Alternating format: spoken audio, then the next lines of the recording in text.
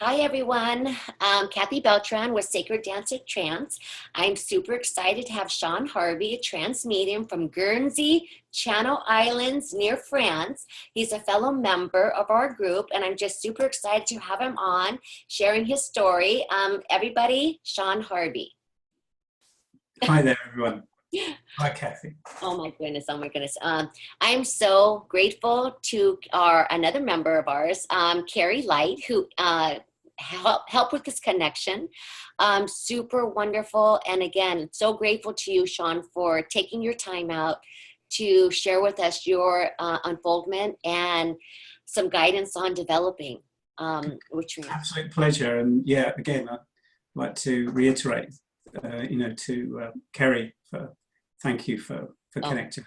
Oh my goodness, love Carrie Light, love her. Yeah, lovely. And I am waiting to schedule a interview with her. Our timing has just never been right, so hopefully soon. So Sean, what I like to do is usually start out with asking you how your journey started. How did you get involved? How did all this start happening for you? Okay. My journey really started sort of 10, 11 years ago, maybe a little bit longer than that now, in that with my mother's passing and then attending a spiritualist church in seeking some answers really. And I saw the medium working on the platform and I was quite excited by it all and asked if I could join their development group. And they said, well, you need to join the centre first. So I joined the centre immediately and said, can I join your development group? And they said, no, you're going to have to leave it now till the end of the year. So I thought, well, that's not so clever. There was about 2 or 3 months to wait. So me being the impatient person that I am, and when you get bitten by this, there's something, and I know better now that I was being driven towards this. I thought, well, I can't get in a development group. Let's go to Stansted. Let's go to the Arthur Findlay College. So, rather than small stepping stones, I went straight to the main place, really. And so I participated in a number of training courses, a number of weeks there, probably about 3 or 4, working with various tutors on a sort of active perceptive mediumship, so sort of the platform type work, connecting with the spirit world and passing messages on. And whilst I was there, I saw a demonstration of trance mediumship.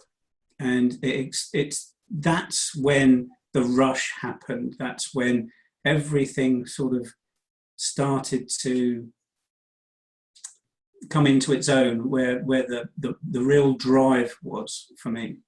And I was a bit concerned because a lot of people at the time were saying, oh, it's an advanced practice. At the time also, it wasn't particularly popular. It had gone through a kind of a heyday at the Arthur Findlay College, and there weren't that many courses on it. So I looked not only there, but to other places for possible workshops. And when I came back to Guernsey after one of these trips, there was a medium who was visiting the island, and as part of one of her day workshops, there was an element of trance in there. So I sat and I was completely bitten by the whole thing. I had an experience that I will never forget, with the spirit drawing close within very few minutes of me sitting. Wow. And so from there on in, that was the drive. So working in the sort of passive states, the trance state, has been my passion for 10, 11 years. So that was like your first time going into this area, and you went straight into the trance? You got more interested in the trance? Yeah. I did enjoy the work with the sort of the perceptive mental mediumship, so the platform stuff, the clairvoyance, clairsentience, and that was coming along, but there was something that was missing, and looking back on it, when I look back to my younger days. And I used to sit on the sofa when I was really young, watching the television with my mother or whatever. And when you're young, you really want to stay up late and watch the television, and then, it's past your time to go to bed and that sort of thing. And I used to sit there, and I used to be sort of half nodding off, and I used to come out with all this stuff, all these things, and it was just no one really thought too much of it, and I used to end up going off up to bed, but it used to happen time and time again. And there were other experiences that happened sort of during my teens as well, that with me sat bolt upright in bed, talking to people at the end of my bed. Oh wow. Okay. That sort of thing. And so I think this mediumistic capability has been there, and the influences that have been around me have been there, but they've not been recognized. And as part of my journey in the last sort of 3 or 4 years ago, there was a realization that one of the controls that works with me, that he's actually been around me for a long, long time. Oh. And when that realization took place, it created such a bond between me and that control. It made me realize that we walk this pathway, this physical pathway, and that they are most certainly there with us. It was such a revelation for me more recently. I was quite surprised how much it shook my world, really. Well, yeah. I mean, for you to go and so this was at a workshop, and you had your first experience at your first workshop with trance? Yeah, really, yeah. A lady, a medium called Pauline Mason, and we've kept in touch ever since. Quite recently, I did a little demonstration of the trance control with a closed circle in Kent. So that was quite an interesting time. There was no speaking or anything, but it was the presence of the spirit that could be felt, and the vibration that comes with it as they move in. So that was the thing that really bit me. And then there was, this journey is one of eagerness to learn and to develop. And so you read up about this, you read up about that, you look out for tutors that are putting things, that are doing things. And, so I've had an opportunity to work with some of the best trance control mediums in the UK. And that's still the case. I've looked for mentors, the likes of Judith Seaman, Scott, Mallory Stendhal, Colin Bates, Glyn Edwards. And it seems like they live all over there. We're in the US. They're all the good ones are over there where you live. Well, so. Yeah, that's another thing. My development. I'm really in a fortunate position in that I've got my full-time job facilitates me to be able to go on a lot of these courses. There's a lot of people on the island who can't jump on and off the island. It's quite expensive to get on and off the island. Oh, I bet. Go to these courses. So through my training and development, I also look to share those experiences with other people. And so, I run workshops and that for the local centres over here on a regular basis, and hopefully share those experiences, and other people can learn from those experiences. Obviously, everybody's journey is very different, but some of these techniques that you learn from sitting with others, working with others, and listening to others. So this, what you're putting on here, what you're doing here is a fabulous resource for people, because everybody's journey is different, but there are elements of each journey that you can say, actually, yeah, that sort of thing has happened to me, and yes. You can grow from that. Yes, and that's why I'm so grateful to you for coming on and sharing your story with us, because I don't know how many times people message me after they watch an interview and they're like, oh my gosh, something he or she said, I completely relate to, or, this is something I'm looking forward to happening. When you talked about your experience, feeling the spirit world, feeling them step forward, feeling that in the room, that's what a lot of people say, like, especially like beginners that are just starting out, they're feeling this energy, excuse me, this energy step forward, and they're like hooked. So when you said that, I mean, I can totally relate to that. But I love that. And I love the fact that you're teaching on your island and sharing, because like you said, it's expensive to fly on and off. So that's beautiful that you're a teacher as well there. But I love your story. I love how you got hooked. I love how you started out, and a lot of people do relate to all the experiences when you're younger, well, maybe not so much as I personally don't think I remember having an experience of waking up in the middle of the night and talking to somebody at the foot of my bed, but those things, a lot of people have that. So I figured we would start off with, what is your definition of trance or altered states? Right. Okay. My sort of view on trance is that it's a sort of a naturally occurring mindset, and we drift in, and we drift into different levels of consciousness throughout our whole day. We can sit there and we can look out of a window. We're daydreaming, and in those moments, we're open and receptive. When we're busy in our mindset with the everyday things like meetings at work and shopping and things like that, when it becomes mundane, we can also slip into those sort of receptive moments in time. So these are all, in my view, are all varying levels of trance. When we specifically sit for trance, and people talk about light trance and deep trance. I think what we're talking about there are different levels of passive mindset, and that if we accept that we can be at different levels of passive mindset, then the influence of the spirit world is greater or lesser, depending on how much fog that we put up.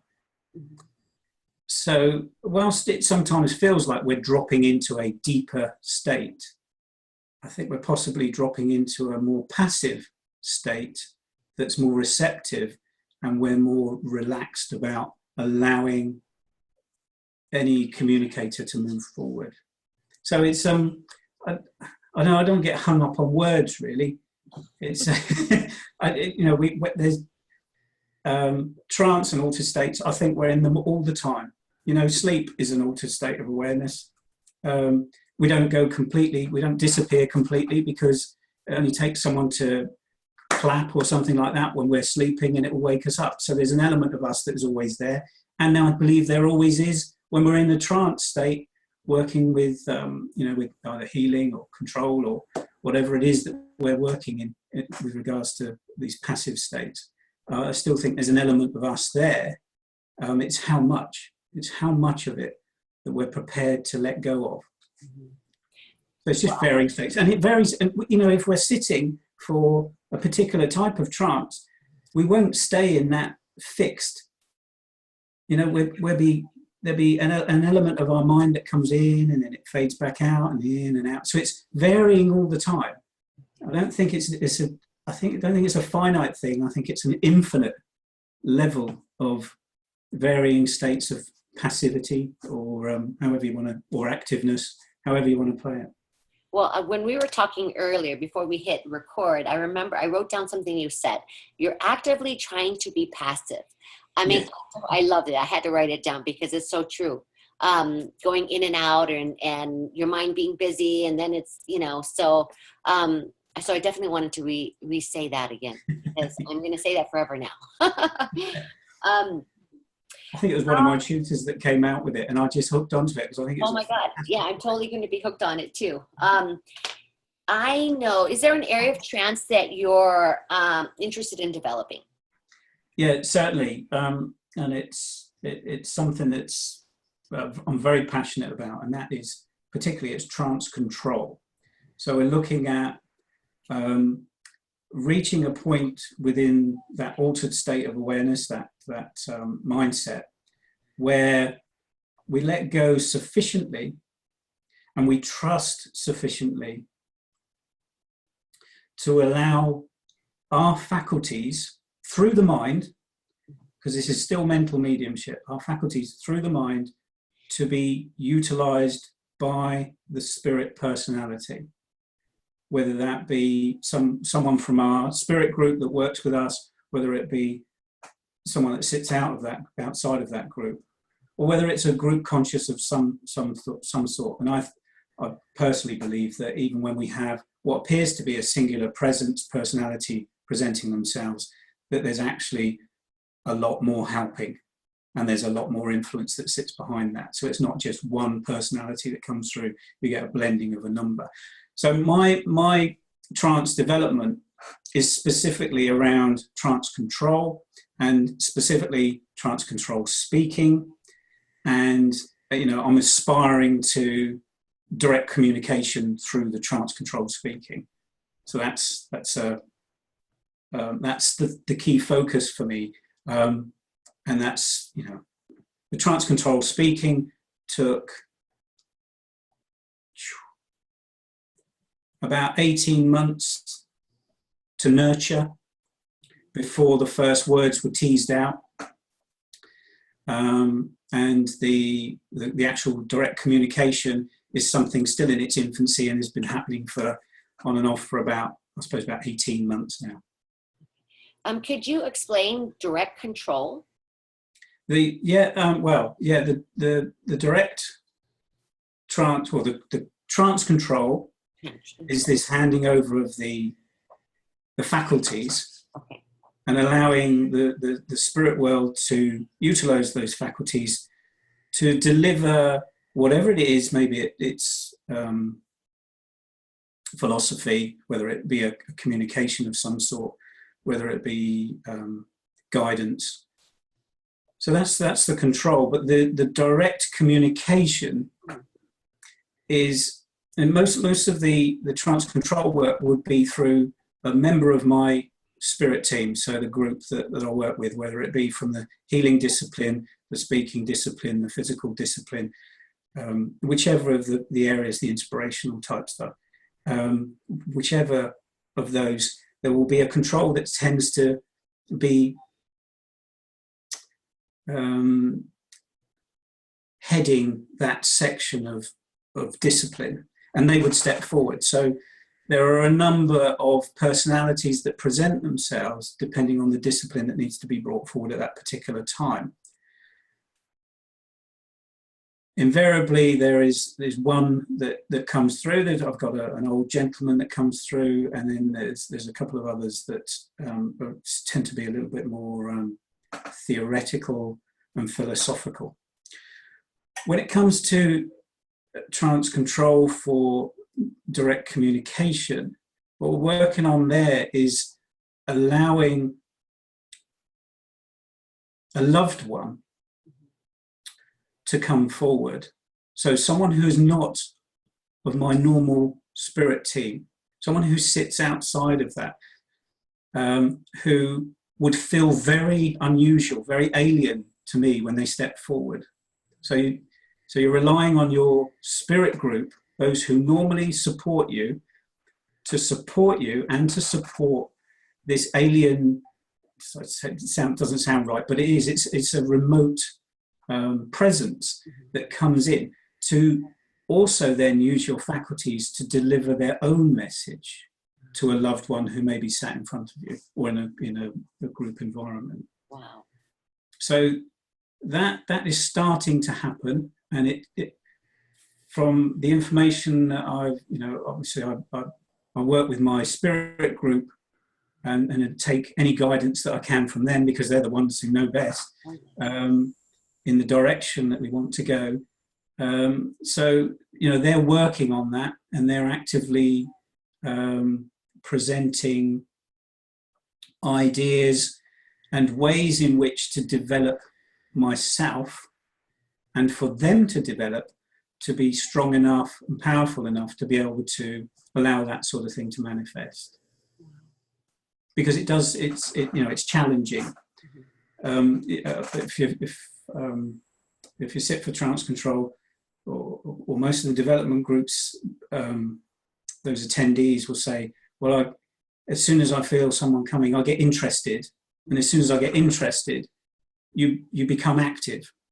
Your mind is no longer passive. Because you become active, you put the barrier up, you push the spirit world back out again, and you lose the control. Mm-hmm. So this is the big problem with having someone who sits outside of your group coming in. You actually become really interested in it, and that's the challenge. So you ask your team to actually, well, you take my mind where it needs to go, and you do the work, and leave it as much as you can up to the group. And I think that goes back to trying to be passive. Constantly. Yeah, definitely. One of the things I like to ask is, what is your interpretation of sitting in the power? Some people believe it, some people don't. You know, do you believe in sitting in the power, or do you call it that? Yes, yeah.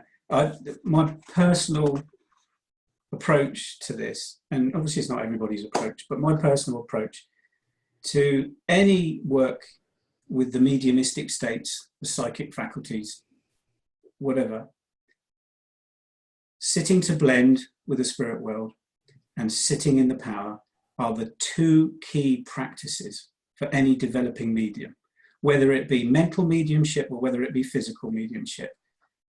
Sitting to blend will enable you to have a full understanding of those who work with you, those who walk with you, those who impress upon you throughout your physical life. They're your guides, your helpers, whatever you want, your angels, whatever you want to call it. It doesn't matter what the badge is. Mm-hmm. Those are the ones that you need to get to know, because they are the ones who are your best advisors on your way to go. Not the tutor. Let them be your tutor. But you need to get to the point where you recognize that group and those group members, those heads of the group who can draw forward and they can communicate with you. You can build that rapport with them. I'm really passionate about this. And, one of my mentors, Judith Seaman, she's a real advocate of blending with the spirit world and making sure that that attunement with the spirit world is really strong for any of the disciplines. If you do that, you'll get the best guidance you can ever have as well. So if you crack that one, you're well on your way. Like you said, it doesn't matter what badge they have, or No. Yeah, I love that. Okay, the sitting in the power, coming on to that, to me it's not about communicating with the spirit world other than understanding that your spirit has a connection to the God force, which is an immense power. Okay, so you are part of the whole. And because you're part of the whole, that power is within you. And by having that power, it holds you in good stead for holding focus, for holding the power that's necessary to maintain communication, whether it be in the mental mediumistic states of working with clairvoyance or clairaudience, clairsentience, holding the connection, holding the attunement with the spirit world. When it comes to the trance control, it's the same. It's having the power to stay in the power, the energy of that passive state.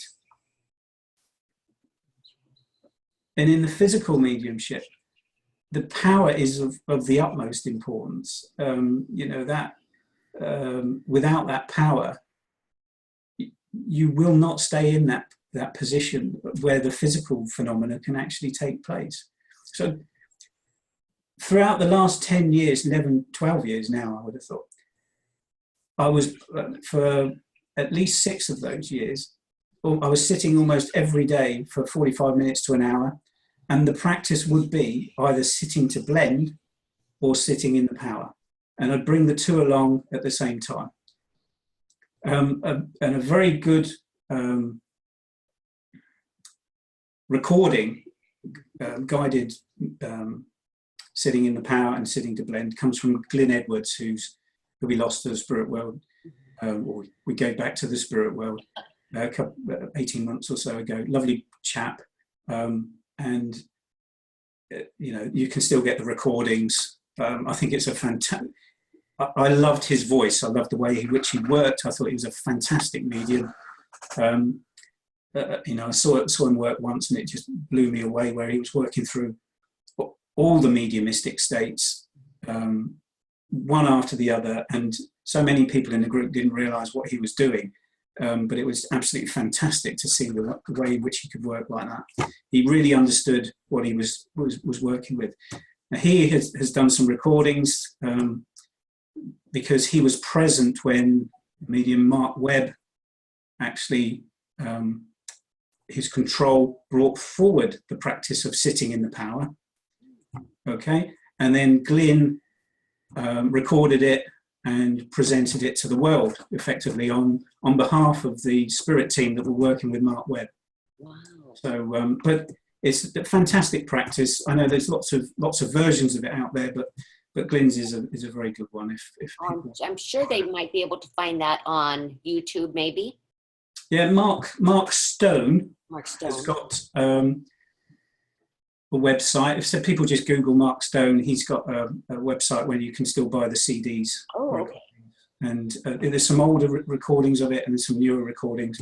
I particularly like the older recording because of Glyn's voice. He was quite a poorly chap, and over time his voice changed because of his illness. But yeah, generally a very good practice. Quite an advanced practice. You know, both recordings are 45 minutes long, so those people who aren't used to sitting, it could be quite a challenge to sit for that length of time, but very, very good practices, and I'd recommend them to anybody.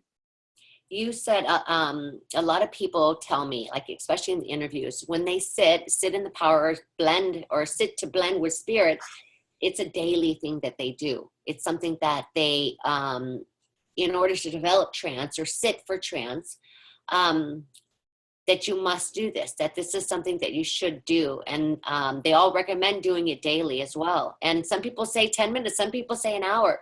So, yeah. And this is what I mean about the questions, is sometimes I had this list, and you answer questions before I even answer them. So I'm like, it's happening. But I love when people say that that's what they do, that they sit every day. They sit for, 45 minutes or 30 minutes, whatever. And I do believe it's important to do that as well. Definitely. So there's one question that I usually ask everybody, because some people still ask me to this day. Is it normal to have, they text me and they say, hey, I've had this experience. Did I go into automatic trance? Do you feel that somebody could actually go into automatic trance before they even developed, as a sign for them to develop? I can't see any reason why not. As I said earlier on, our levels of altered states change throughout the day. They change within a sitting. They might not change quite so much, and that's an area that my team have been working with me. They've been challenging me to almost bring me right out of the altered trance state, where I completely let go of the control and I'm more myself. And yet they'll also then, the challenge for them is to pull me all the way back so that I'm then fully under their control and I have no comprehension of what's going on. So I can't see any reason why, if someone was to become passive, that the influence of the spirit, as long as they were comfortable with it, that the influence of the spirit could come around them and then start to utilize their faculties. So you could get spontaneous trance control speaking. Mhm. Okay, good. I really like. I don't see there's any reason why that couldn't happen, and well, it must happen. There have been mediums of the past where that has happened. Mhm. So Okay, yeah. good. Okay, good. Great, great. Are you currently developing in a circle of your own? Yes. Can I just open the door a minute? I'll just get some air in this. This room's a little bit stuffy. There we go. Sorry about that. Oh. I usually like to ask this, is it in person or online? Because there's some members that they are not anywhere near anybody that could they could participate in a physical circle or just be in a circle. And so some people actually do this online. And so for you, do you actually do this in person, which I'm thinking you pretty much do, since you are a teacher as well? And what are your thoughts about anything? Have you experienced anything online, being able to do trance work or learning online? Well, just to let you know where I'm at with this. Okay. I had a really interesting experience again whilst I was starting out on this journey. In my normal day job, I was tasked with giving some presentations, and they were done as they were to be done in pairs. So there were two people that needed to present these presentations, and it just so happened that one of the colleagues at work and I were chosen to work together. And she came over one day and she prepared some slides for this presentation. And we put a data stick into my PC at work. And we're just scrolling through the documents that are on this data stick. And then there was something about the Arthur Findlay College and spiritualism. And my eye was drawn to that. And it wasn't my data stick, it was this lady's data stick. Anyhow, it turns out that she was on her way to go and do a course at the Arthur Findlay College. And I had already booked to go on a course at the Arthur Findlay College. So we hadn't had much to do with each other until that point. Now that lady has been sitting for me for about 12 years now.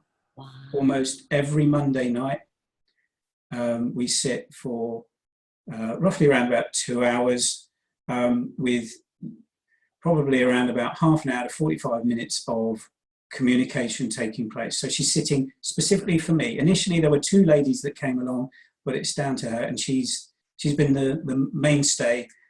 So I've been very, very fortunate to have just one person for the majority of those years that has come to my place, to my seance room, to sit specifically for my development. My spirit group will invite other people in. They'll influence me, and we record all the sittings. So when they say we need to have a few more people in, and we would recommend me, this person, I'll then approach those people and see if they can come along. And then there's a reason for that. The spirit group are working on something that they need to develop. So they've asked for those people to come in. But yeah, I've been fortunate that I've had someone to receive the communications. Now, I would be an advocate of that. If you can sit in a circle in person, particularly with trance control, with the spirit influence coming in, because trance isn't necessarily just words. The communication is far more than that. There's the presence and the personality. And the presence is key. By it, you feel it. This is probably the biggest test for trance control or for trance speaking, is that you should be able to feel the spirit presence in the room. And whilst you can connect through the internet, don't get me wrong, energy is energy, I don't think there's any substitute for feeling the presence in the room. Yeah. So if you can, even if you can only get one person, it's better than no one, because they can give you some feedback. If you can find someone who has mediumistic qualities, capabilities, that can pick up on stuff, then all the better. So you'd have them as a circle leader whilst you were sitting. And if you can get other people to come in and into the group to observe and support you and send you love and bring their power with them, and you've got this harmonious state, then all the better. But if you can get one person. One person. Yeah. And you are very lucky for 12 years, one gal. Yeah. One lady, yeah. Yeah, very, very lucky. And some other people have said that if you can't get a whole circle, but if you can get one person, then it will work. So very beautiful.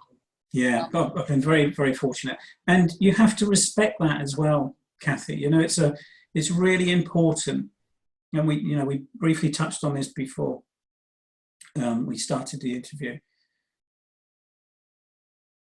The sitting, you know, my development group, my own personal development on the Monday nights, I show respect for them. I prepare myself for that Monday sitting. I prepare the room. I ask that the lady, she prepares herself. She normally says a prayer when she's driving to my place in preparation to get her mind in the right place. She also does the opening prayer, but my preparation takes place immediately after the sitting. So when she's gone home, I am then preparing for the next week. I am looking to sit, to blend, to sit in the power. And again, the next day, to sit in the power, to sit, to blend. So I'm doing this legwork. I'm doing all the preparation so that when I have the opportunity of utilizing the power that this person brings and the skill base that this person brings with regards to observation, we as a team, she, myself, and the spirit world can work in harmony and get the most out of that opportunity. So sitting in a circle like that, even if it's just one person, we all have a responsibility, and you know, it's like turning up at the Olympics, as I say. You wouldn't turn up at the Olympics without doing 4 years worth of practice beforehand. So why should we turn up at our own circle where people have put the effort in to come and sit for us, specifically for our development, without putting the legwork in? I like how you said that. The way you described it, as soon as your circle is over, your sitting is over, you're still preparing. As soon as she leaves, you're preparing yourself every day for the next one, the next time you sit. I think that's very beautiful how you described that. We talked earlier, before we started the recording, you mentioned something about sitting and blending and how you can develop on your own by doing those two things, sitting for the power and blending with spirit. Before you can get into a circle, before you can get in with or finding one person to sit for you. I like how you said, I mean, that's important to people to know that you can do that. Yeah, definitely. And that's you know, when you go off on these, you know, workshops and things like that, people can become workshop junkies if they're not careful. All they do is go from one workshop to the next workshop and don't do anything in between, because they're saying, I haven't got a sitter. Now, the most important things, as we said already, are sitting to blend and sitting in the power. Now, you can do both of those practices on your own, and you could then use the workshops as your Olympics. As your Olympics. I love that. I love that. You know, so you can have done all of the development work that you need, and then you bring it to the fore when you go to the workshops, and you get the benefit of the experienced tutor to help tease out the aspects that need to manifest, you know, these elements that need to manifest. So there's, you know, for someone who's starting out, who can't find a circle, sit, keep sitting, and it will come. It will come. It will come. And that's how everybody says it. Sit, and sit, you know. So, so I'm going to ask you a couple questions here, because I know that you're not really sitting for physical. No. Have you ever experienced sitting in a cabinet and feeling that energy there? Yeah, well, now for my students that I've taken it, you know, for the development, the cabinet is not a necessity for trance by any means, and in some respects, it's not necessary for physical. You know, there mediums of the past, physical mediums of the past, have not required cabinets. So it's not a necessity, and darkness isn't a necessity. However, you know, because there's been full materializations in broad daylight around the world, not necessarily, you know, in the UK or in America, but around the world, there have been full physical forms manifest in broad daylight. So it isn't a necessity. However, most things are born out of the dark, okay? And most things are born out of an enclosed space. So that's one way of looking at it. I'm very, my personal experience when I was starting out, when I had my first experience, it was in a sort of like a classroom environment, an open room, sat on a chair, and I felt the spirit drawing close. But after going to a number of trance workshops that were also kind of like trance physical workshops, I felt there was a benefit in sitting in a cabinet. For me, it intensified the experience. So when I first managed to pull together these couple of ladies that came to me, and in particular the last one that we spoke about, I built a cabinet so that we could use that, because of the intense feelings that I experienced when the spirit world drew close. And it certainly intensified things. And even today, I'll still sit in a corner in my normal development group. Excuse me.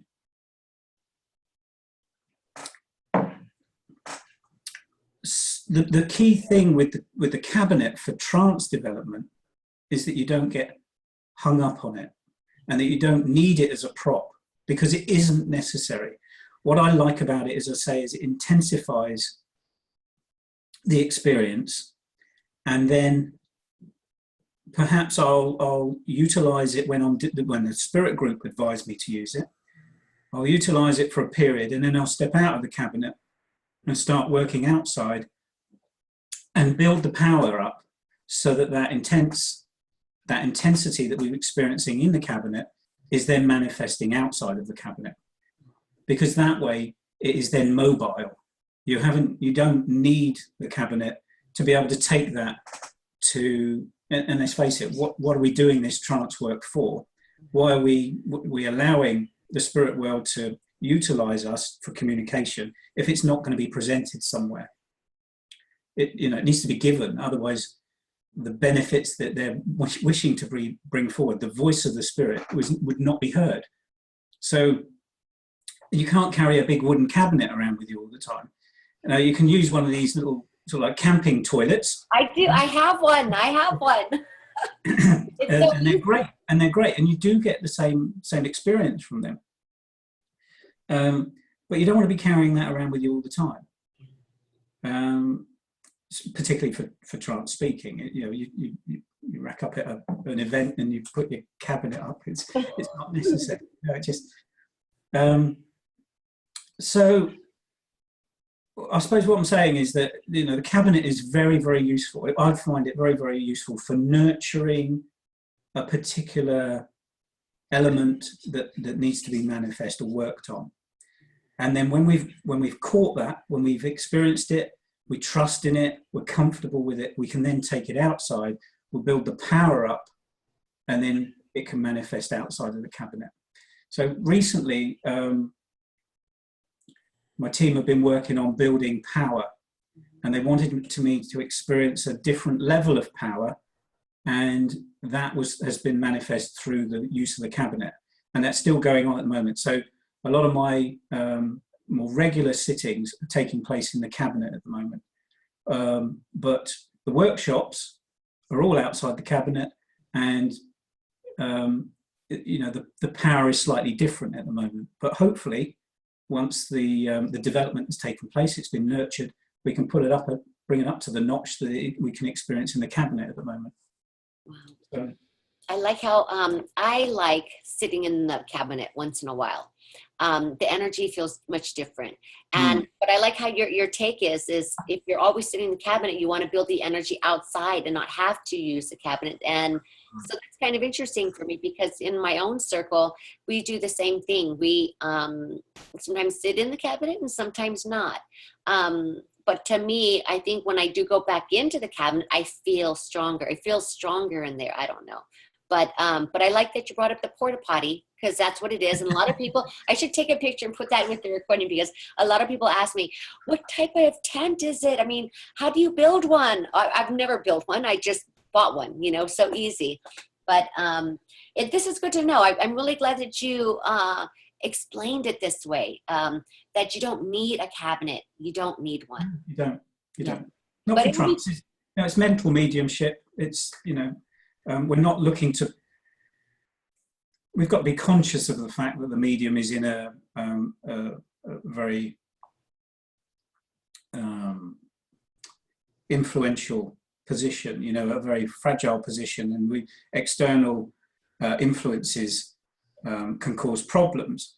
But if you've got a circle leader who's sat by you, who knows how to run a circle, who can offer you the support that you need, you know, so that people aren't getting up and moving around or touching you when you're in this very passive state of awareness,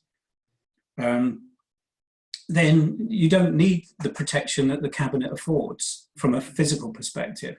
Now, from physical mediumship perspective, you know, with regards to ectoplasm, there's also that element of it manifesting behind a curtain, because of the light and everything, and the mediums of the past that, and some of the ones that, you know, like Scott Milligan and that, they're taking that outside of the cabinet now. You know, and it's red light work, but the power is held within the cabinet.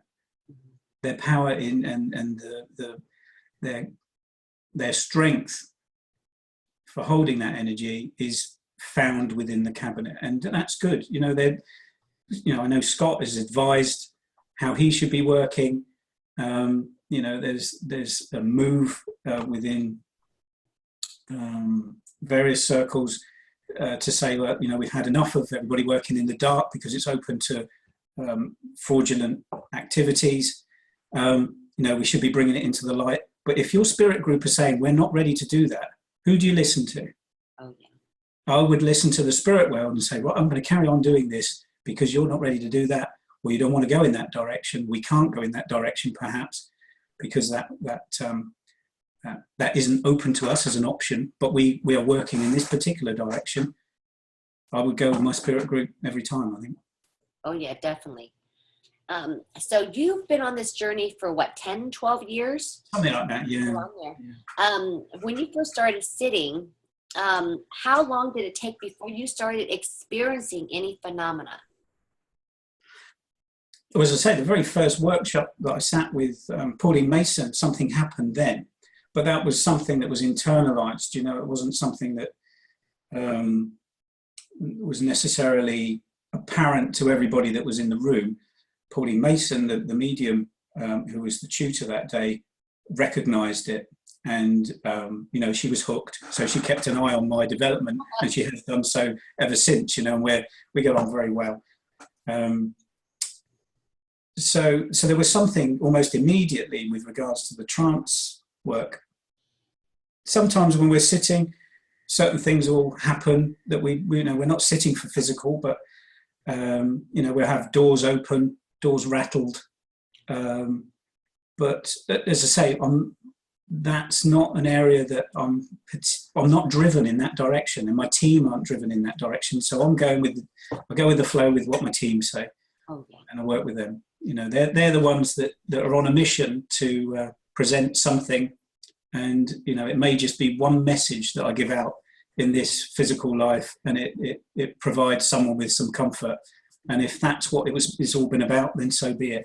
Because I've loved the journey so far. You know, it's been a wonderful unfoldment so far. Well, I think as we talk, I think back to all these different interviews that, you know, they pop up, because one I just recently did, I think was with Aiden Hall. I think that whole interview was the second one. We were talking about how important it is to listen to your team, how important it is, instead of, you know, somebody's telling you to do it this way, listen to your team, just listen to them, listen to that guidance. And you've been talking a lot about that, how important it is. I do have a question for you. I know that you at first had two people sitting with you. Now you have one gal. Is harmony with your team, your between circle members, important? Definitely. You know, I've said I've got this one dedicated lady that's sitting for me now. We had two ladies at the beginning. They were very good friends, so there was always a harmony there, and I got on very well with both of them. There was no disharmony at all during the 3-4 years that we were all sitting together. During the course of the guidance from my team, they've asked for specific people at times to come in. And they've also asked for me to assist others and to work with others, and at times sit in front of others and do maybe a short demonstration. And in some of those groups, there has been disharmony. And I'm sure that if they've asked me, or if the spirit world have moved me into that location with those group of people, and they want me to sit, it's because they want to rise to a particular challenge. Because working with a disharmony can be a big challenge. But the ones that they've set up for me have been exactly that. They've been instrumental in making them happen, because they've wanted to explore that area. But if there is a disharmony within a circle, then it does really need to be nipped in the bud, I think. Someone needs to address it. The circle leader needs to be able to be strong enough to say, well, look, unfortunately, I don't think you're, at the moment, you know, there's something that's not quite right. We need you to step back, and you know, we'll give you a call when it, you know, the spirit world have said it's okay to bring you back in. But it's a very, very difficult thing to do, because some people, you know, it's their world, you know. But if it's not working, it's going to be obstructive to everything. Yeah. Or it has the potential to be, you know, obstructive, unless the spirit world can sort it out. You know, during the trance communication, they may be able to resolve the disharmony, because they will look to do that. You know, they want people there. They want that power. They want to be able to utilize that. They want the audience, because they want the voice of the spirit world to be heard. So, I don't know. It's not, I find, disharmony, and you get that when you're running workshops. If, you know, some of the training that I do, there are some people there, they come in and, you know, they're, perhaps they've been sitting for 6 years and they do things their way, and that's the only way they're going to work. And you think, well, okay, well, that's fair enough. And you try to create that harmony again. You know, they're not accepting of what you want to do, or you're suggesting that they try. But you just have to work with it, and, you know, you send them out your love in the same way as you do with anybody. Yeah, so you work with it that way. That is true. Can anyone, and you know what, I'm trying to think if you've already answered this, can anyone start his or her own circle? Yeah. I believe so, but there's, you know, it's a bit like, as I just said, we can start our own circle because we can sit on our own. Okay, so there's the first thing. You can start your circle. It's desirable to have someone in front of you. It's desirable to have more than one person in front of you. because the more people there, the more potential audience, the more potential power. If everybody is giving in their nature to the medium, you will feel that as you sit. Your group, your spirit group, will utilize that power.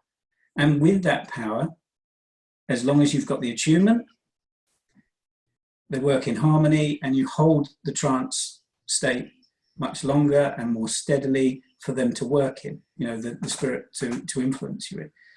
So ideally, you would have a reasonable sized group, I don't know, 6, 8 people, if you can get them, all sitting for the development of one person at a time. You'd have a trance circle leader who, this is ideally again, who has mediumistic capabilities, who understands what's happening with the blending that's taking place and what's happening with the medium, and how they can develop further from the position that they're presenting to the circle leader at that time. So that'd be ideal. You'd have a reasonable sized group and a circle leader that knows what they're talking about. Yeah. The other end of it, you're on your own, and you sit in the power, and you sit to blend, and you go to the workshops as though they're your Olympics. On your Olympics, yeah. But if you can only get your mum, to come and sit for you, and she has no mediumistic capabilities at all, but she's not afraid to listen to you speaking, with the trance control working its way through you, then brilliant, because whatever is said for her. Yeah. Wow. It's a gift. Mm-hmm. It's the words of the spirit world are being presented to someone, and such healing can come from that. Oh my goodness. You know what? This is actually great. The way you're explaining just needing one person. I mean, you've talked about this how many times already? I think there's a reason why these interviews are done. There's a certain way they come in and what's emphasized there.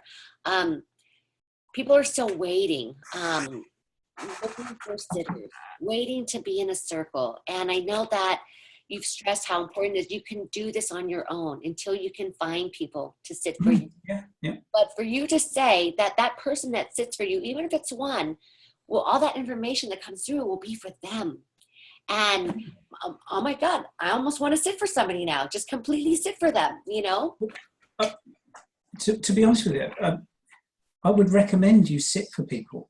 If you are developing your trance or your mediumistic faculties, whether it be trance control, healing, any of the mental mediumship forms, even and physical mediumship, any of the mediumistic disciplines, if you sit for people, you will be developing, because you are sitting in the power of spirit and you are blending with the spirit world. Whether you recognize it or not, those two things are taking place. And because they're taking place, you're developing. I love sitting for other people. Just as well, almost just as much. I love the trance control sittings for myself, but I almost as much, almost as just a little bit. I love doing it myself because I love feeling that closeness, that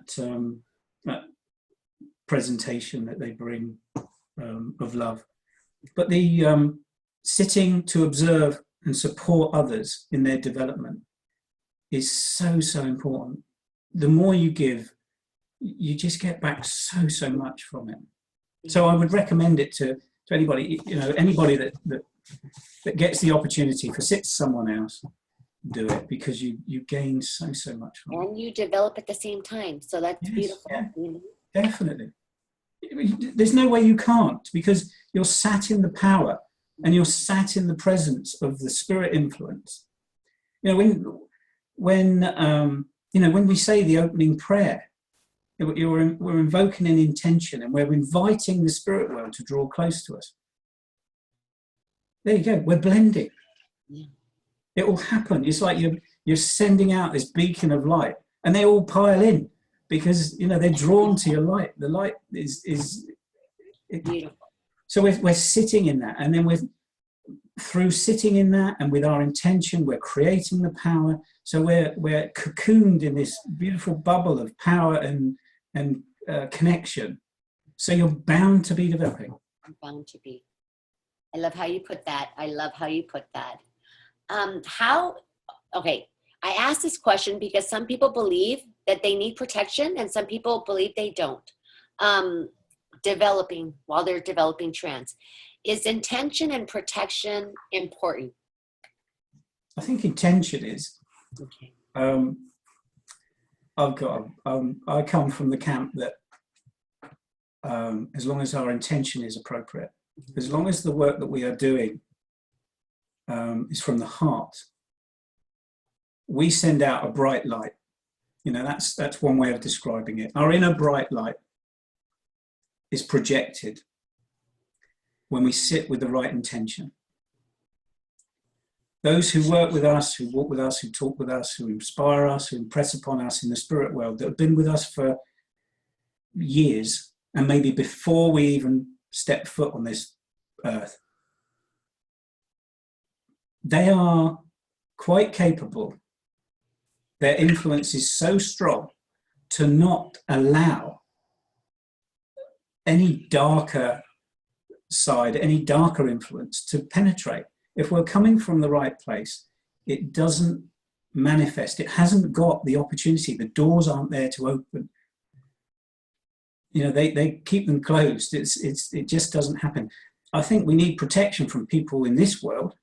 If we are sat in a very vulnerable position of, you know, the trance states where we're very passive, we've let go of all of our physical form, we're pure consciousness, and we've allowed our consciousness and the dusting of the mind of the spirit world to present itself onto ours, and then we've given even more, and we've allowed that full control. If someone comes up to us in this physical world and starts doing something that impacts us, it creates such a shock that those are the people that we need to be protected from, which is why the circle leader's role is so important, which is why when we're taking our trance speaking out to the general public, it is very beneficial to have someone of knowledge to keep an eye on the medium.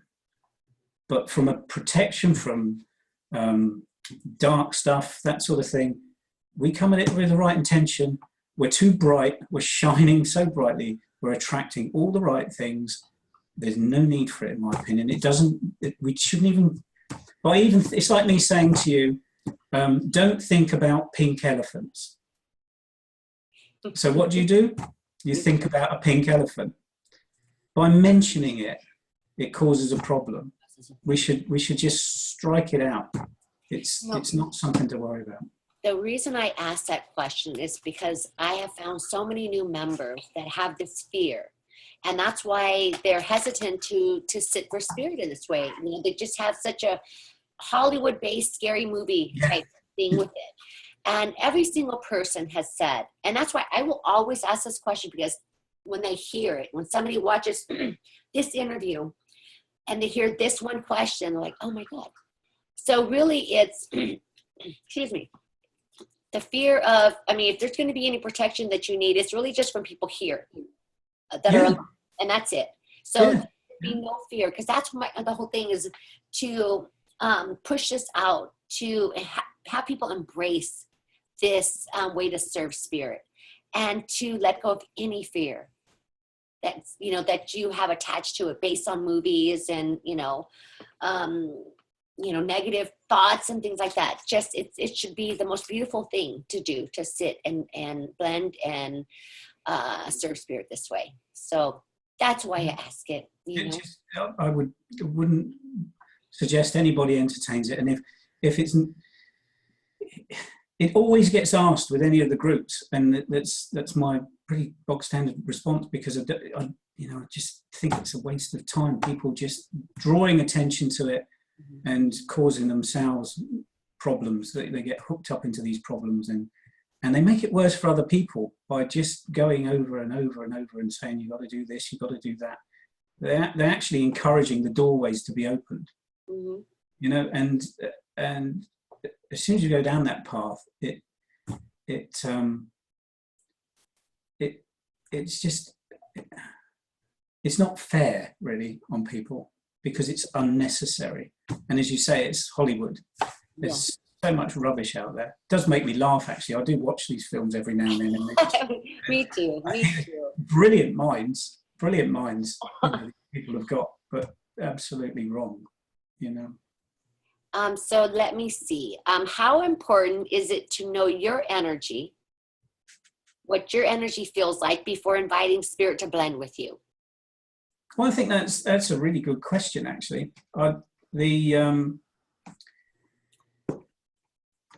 And if I can refer back to that what I mentioned earlier on about having a realization that one of the controls, guides, whatever you want to call them, I don't like to put badges on anything, and I don't even know the name of my main control, because all I need to know is how he feels, right, and what he wants to present. That's enough for me, and I'm very comfortable with that. But when I had this realization a few years ago now, that he had been with me from a very young age, it made me realize that some of the influences that are surrounding us are very, very subtle, so subtle that perhaps we don't realize that they are not of our own making, they're not of our own self. So knowing your own energy can actually be a big challenge. Sitting in the power, well, sitting to blend is a very good way of doing that. What I normally suggest to students is they go through a practice of relaxation to let go of their physical form and expand their awareness out, so they actually create the space for the influence of the spirit to take place, to manifest. But to ask for those who work with them, say on a healing level, to step forward, so they feel a shift in their own energy that is commensurate with the energy that is brought forward by their healing team. And then to step back again, ask them to step back gently, so that they notice and they recognize this change. So in doing so, they actually recognize how they feel, and they also recognize how the healing group feel as they move forward. And then ask the same of those who work with them for inspiration, ask the same for those who work with them on a physical level, or say for trance control or trance speaking. So they start to recognize the shifts in the energy, but through recognizing the shift, they actually start to get to know how they feel, which is really important, because it's easy to turn around and say, oh, well, the spirit world told me to do that. But did they? Or is it coming from your own spirit? And recognizing how you are and who you are and that inner light that you are is really, really important. And that just asking them to step in and out is a really good practice for getting to know yourself. Yeah. Yeah, the difference in it's almost like getting a calling card. Yeah. The calling cards. We touched on this a little earlier, I think before we started our discussion, but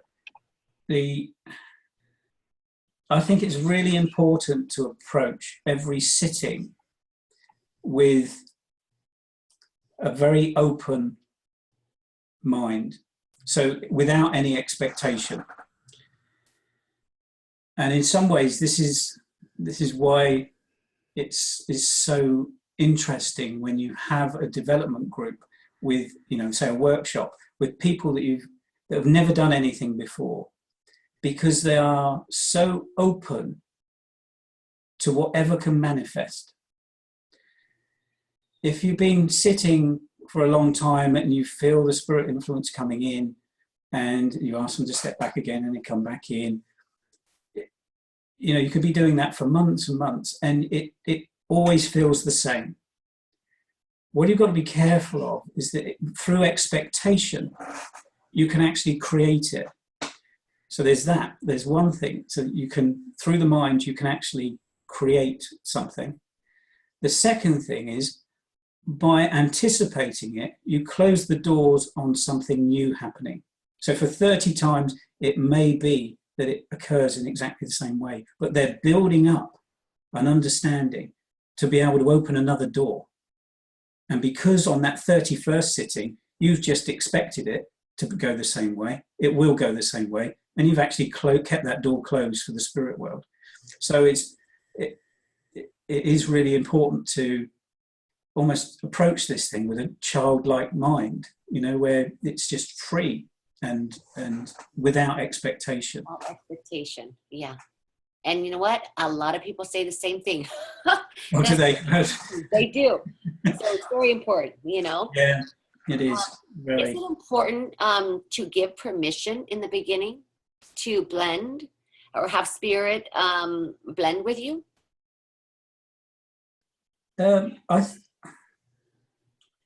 Yeah, and that's another good question. In that, by giving permission, you're telling yourself that you have an intention to be open and receptive. So you've moved your mindset immediately to one that is open and receptive. So I'm not therefore referring to saying to spirit, you have permission to come in. I'm saying to my own spirit, you be open and receptive, because they're already there. They are already there. They are waiting. As soon as you are open, you can still send out that, come join me. Come be with me. I'm here. I am here. Use me as your instrument. That's a rapport, but that by building that rapport and that trust, that opening and invitation to use you as their instrument is naturally there anyway. It's almost like it gets to the point where you say, right, hi team, I'm here. Give me a couple of moments. I'm just going to settle down, and then come on in. It can be like that, or you just step into the space. As soon as you sit down, normally my sittings now, within the period of time that it takes for my the lady that comes to sit for me, for her to say the prayer, the opening prayer, by the time I've reached the end of that, my controls are ready to speak. Because I've prepared throughout the day. I have an appointment with the spirit world each time, so it's a specific time for sitting. We're disciplined about that. I can feel them coming, drawing close. Before that time arrives, I sit and I make sure that I'm there before that time arrives. I sit quietly. I kind of pre-sit for the sitting, so I've prepared myself. When she arrives, she sits down. We don't say much at all to each other. She sits down, says the opening prayer, and we have 45 minutes of communication. And then we have a bit of a chat afterwards, and obviously a closing prayer, typical, just to give our thanks to the spirit world, and then that's it. Do you remember how it felt to you to blend? To blend with the spirit world, the first time you actually had that super strong connection? Can you describe how it felt to you? Yeah, well, it comes back to that sitting, that workshop, that very first workshop, when I sat and I felt the influence of spirit world around me. It was, we have a sort of little saying over here, like someone's just walked over my grave. Mm-hmm. I don't know if you have that in the States, but yes. Right, you get pins and needles and a cold feeling coming up your body. Well, I had that, but it was I I can only say is multiply it by about 100 times. It was just the fizziest, most unusual experience that I'd ever had. And I still get it now. It's still a wonderful feeling when the power is there and when the controls want to come through and they're coming through strongly. That experience is still there. It's like a fizzing of my whole body, and just a beautiful experience. Absolutely beautiful. I love to ask that question because people describe it in different ways, you know. Right. When you're in trance, are you aware? Do you have awareness of what's going on? And do you know where you go? Or have you an awareness of where you go when you go? Right. When I go, when I go. Well, as I was saying earlier on, you know, my view on altered states, and in particular with regards to, say, trance control, with the handing over of my faculties to the spirit world as much as I possibly can. Again, my involvement varies, and it varies depending on the power. So this business of coming back to sitting in the power so that you have your own power and you can utilize the power that's in the room, the God force that's within you, helps to stabilize the whole environment. Now, if something happens that is of interest to me and it pricks my conscience, it will pull me back into the equation. So I become quite aware of what's going on. I can be aware of what's being said.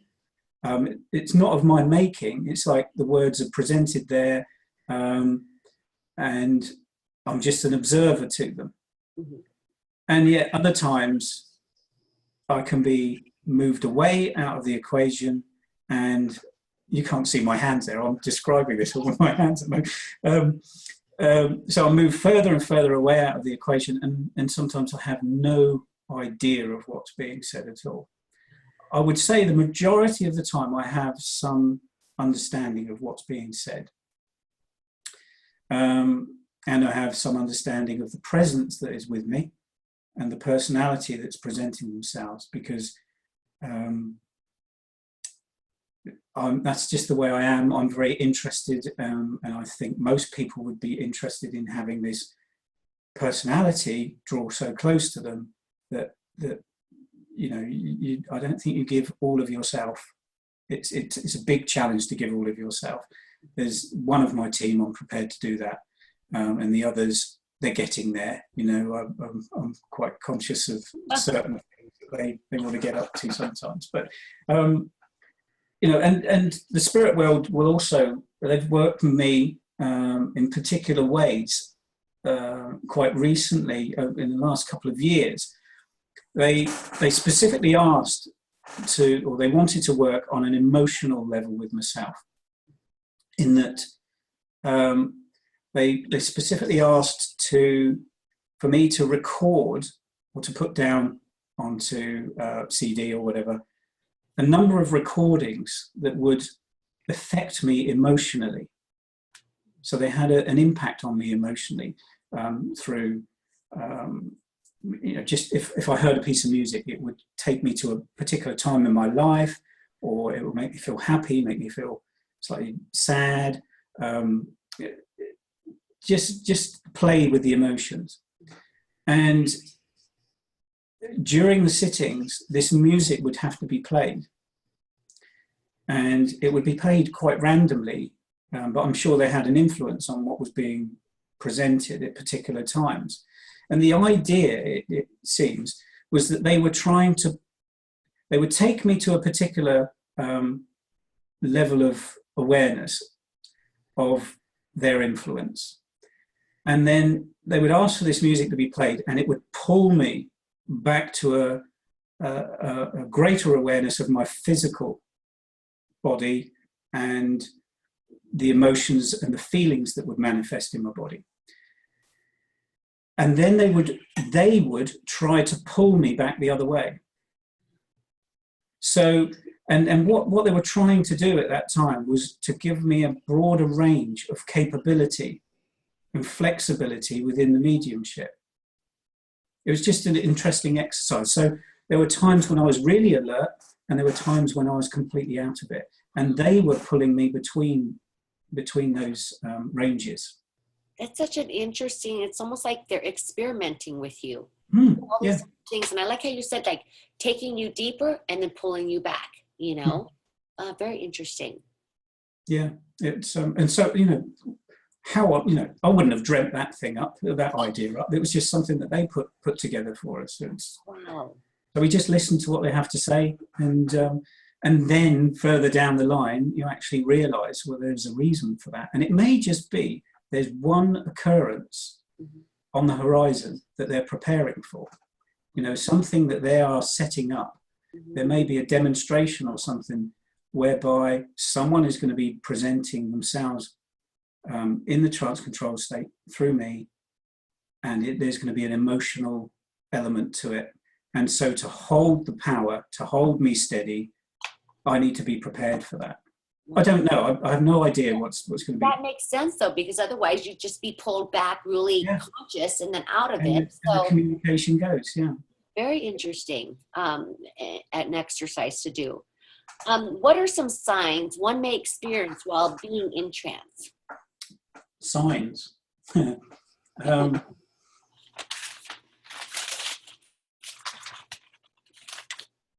For me,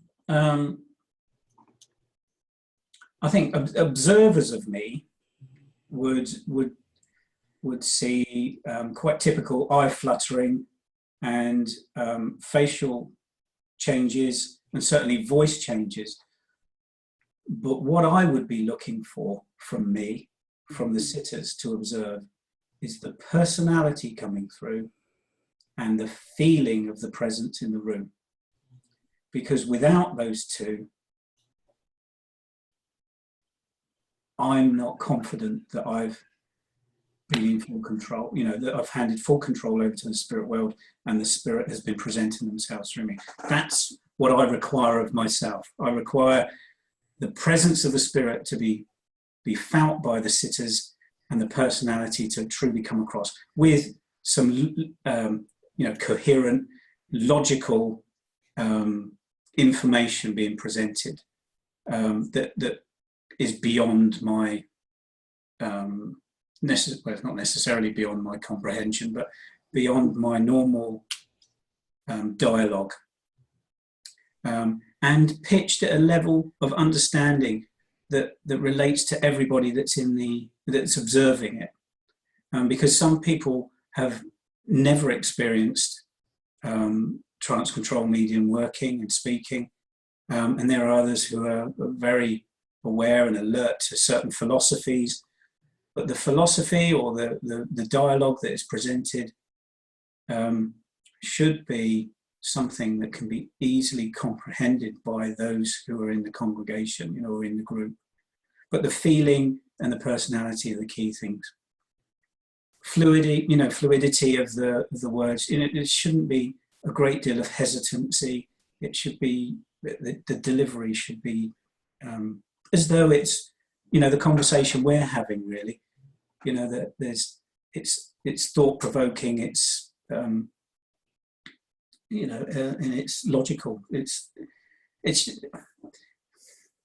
we come back to doing stuff online, and I don't think you get those first two across as well as you would do in person. The others you can pick up on, but the personality that comes through and the feeling that comes through are best presented in the same room. But those are the things that I think that, does that answer your question? Yeah, it actually does. Yeah. It does. But things like eye fluttering and the odd movement. It seems that you spoke about calling cards. People observe that I've got a twitchy finger. When the spirit world draw close, my finger starts to twitch, and they're there. Within moments they're there. So my finger starts twitching. But that's I'm not aware of that. There are certain things that have happened in the past. I've been you know, because you're handing over your faculties, it's not just your voice. There are facial changes, there are the personality can be presented in the way in which the physical body is animated. So hand movements, or maybe moving forward in the chair, or maybe being stood up. I've had that before, where I've been stood up to address a much larger audience, and that happens quite frequently with the bigger audiences. So yeah, you know, there's all sorts of animations that take place, and some of which you're aware of, some of which you're less aware of, and some of which you're not aware of at all. Have you experienced, and this is like a fairly new question, because I've had some members, as they're learning or they're sitting to develop, they're still kind of new at it, coming out of trance or the altered states, they've experienced some side effects, like they started being nauseous. Have you experienced that at all? Yeah. Sometimes I'll be absolutely shattered, and sometimes I will be absolutely buzzing. What I say to everybody, and this is through experience, I was at a workshop, a week-long thing at one of the bigger training schools. I won't mention it, but the tutors, or the tutor there, was running a very big group of lots of people sitting for trance at the same time, and I just do not like that. I don't think it's the right way to work. So there were a lot of novices, people who were just starting out, really didn't know some of the difficulties that can occur with someone exiting from an altered state of awareness, where you know, they've been very, very passive. They've let go. It takes time for them to bring themselves fully back to full waking consciousness, and to have all of their faculties return to the levels that they would anticipate they should be at before returning into their normal activity levels. I experienced being in a quite a very passive state still, whilst other people were returning, and someone had returned really quickly, probably, you know, for one reason or another, and they came over and they put their hand on my shoulder, and for about 2 hours after that, my world was just completely rocked, you know. And I'm really quite particular about that now with anybody that I'm tutoring, is that they take their time and enjoy the journey back. Mm-hmm. I know they haven't gone anywhere, but you know, but in that bringing themselves back to their full waking consciousness, to enjoy that experience, because it is part of the journey, and you're coming up through layers and levels of awareness, and within those layers and levels of awareness, the spirit world is still there. And you know, it gives you an opportunity to experience their influence in different ways. It also gives you an opportunity to say thank you to them. Thank them for their efforts. And to thank your own spirit for the effort that it has put in as you're coming back. So take your time on that journey rather than jumping straight out of it. Always have a sip of water afterwards.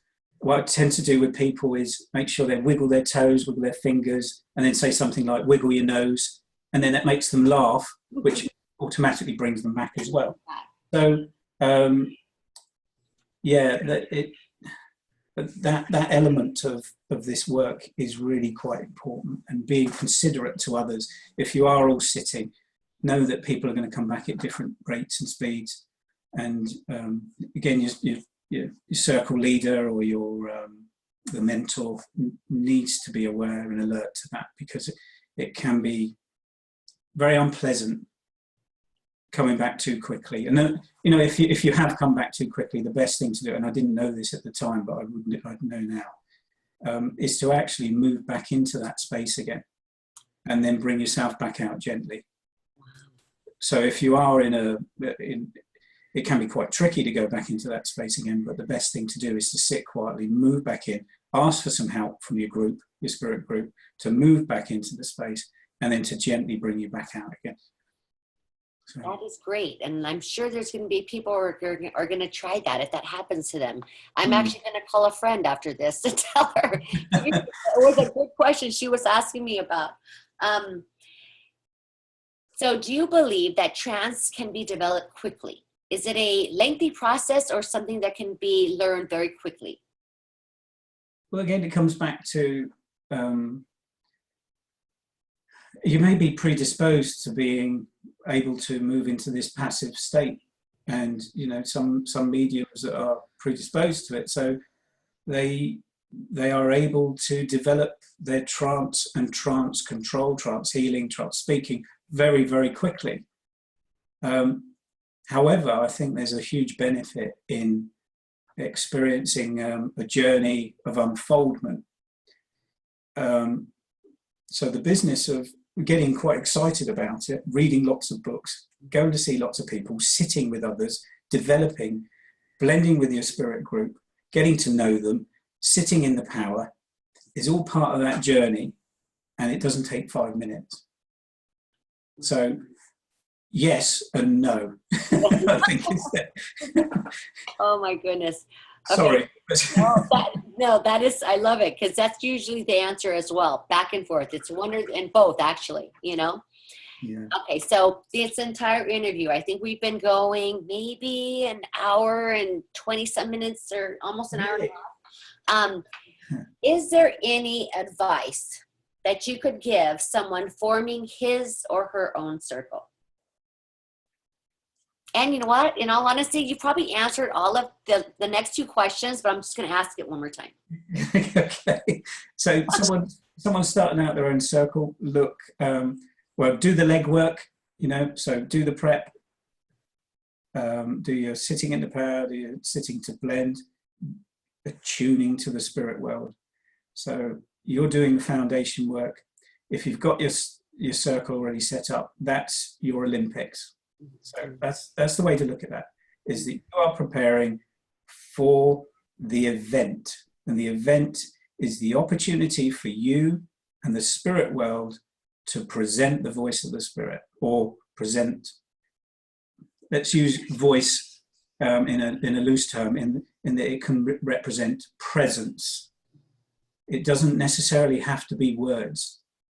You know, I love to sit for people who it is so apparent that they have the spirit presence about them. And you wouldn't get that from doing it over the internet. You need to be in the room to feel that presence. And that presence can be a healing presence. So everybody in the room is receiving that influence. So it's not necessarily all about speaking. So I'm going a little bit off piece there. But so, yeah, find yourself some sitters if you can get them. If not, sit, and attend some workshops if you can with a reputable medium, trance medium, or someone who understands the mediumistic states, and present yourself as though that was your Olympics.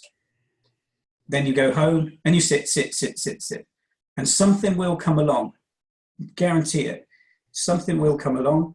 You don't need a cabinet. I would suggest sitting in the corner if you haven't got a cabinet. So sit in the corner, but you could, in theory, you can move that anywhere. You can sit with music, you can sit without music. Music sometimes helps to build power. Sometimes the silence is the most powerful thing. It depends on who you are and how you are, and through the blending with the spirit world and having conversations, the rapport with your spirit group, they will advise you on what you want. They will influence you just before you're sitting. So take your music with you, and you might find that you never put it off. So there's that. So find a sitter if you can. If you can't, use your mum. If you can't use your mum, use your dad. If you can't use your dad, use your brother, sister. Or the second person who has said that. Second person to me, you know. So anybody, because there's a message to be given, whether it be through the voice, whether it just be through the spirit presence itself. Say just, it's probably the most important part. So the spirit presence itself. So there's always a message there. There's always a gift there. If you can find more sitters, if you can find someone who's mediumistic, or has mediumistic capabilities, all the better. Then look to share your experiences with other people. You know, share it. Be the voice of the spirit world. Don't lock it away. It's okay sitting in a circle, but you've got to do something with it. Something, you know, if we all just sat in rooms with just 2 or 3 people, okay, the gifts are being given, but there's a much greater audience out there if it can be arranged. There's not very many opportunities in the UK to present trance mediumship. Years ago, in the spiritualist churches, the address used to be given from the trance medium. You may have another medium that would do the other elements, so like the reading, the prayers, and maybe some other communication, but the address used to be given by a trance medium. And then I think for some reason it moved away. Perhaps they wanted a medium that could do the whole service, so to give the opening prayer, the reading, and the communication, and the delivery of the you know, the message to everybody. But you know, so those days are gone. So there aren't that many opportunities. So through workshops and that, it does give you an opportunity to present your mediumship from the trance state. And so we should try and put ourselves out to go to these things. And if given the chance, put your hand up. Because if you're in those locations, you're likely to be able to get the best advice from this world to be able to take things forward. Okay, those upstairs or those in the spirit world are your best guides. But yeah, use every opportunity that you can to be the voice of the spirit. Wow. Yeah. Well, I'm going to tell you, you've inspired me. You're very inspirational. There's, you know, I've asked these questions to almost everybody. Every once in a while, I change the questions around. I get a little bit more knowledgeable. I add more questions. But you had me riveted. I'm sitting here going, wow, he said it completely different. He answered it this way, completely different. Like I could relate to a lot of the way you answered things. So I know, I mean, I loved it. I'm so grateful to you, Sean, for taking your time. And I'm not sure, you're 5 hours ahead of me, right? Yeah, so it's yeah. like 9 o'clock for you? Yeah, somewhere around there. Yeah. I am so grateful to you for absolute pleasure. Absolute pleasure. And I'm you know, I feel privileged to be able to sort of share this. And it's only my view. You know, that everybody's journey is different, Kathy. But you know, I feel privileged that you've allowed me to come on and share that. And I think it's a wonderful thing you're doing, because this is a wonderful resource for people. Absolutely wonderful. So I'm really glad that Kerry. Oh my God. You know, I'll be messaging her again right after this to thank her. But again, thank you so very much. I can't wait to release this interview. I think it's about a week. And that's going to be the quickest I've ever done a release. Luckily enough, I didn't do too many on hold before I did with yours. But so thank you, Sean Harvey. It is, this interview is fabulous. So much information, the way you've said things. A lot of people are going to really connect with this one. And I wish you the very best. Oh, and please, when we release this interview, you know, I'm going to be tagging you all over town. All these things. So you're going to be like, what? Oh my goodness. But thank you, Sean. You have a wonderful evening. Okay. And you. Thank you very much, Kathy. Thank you, Sean. Take care. Bye-bye. Bye-bye.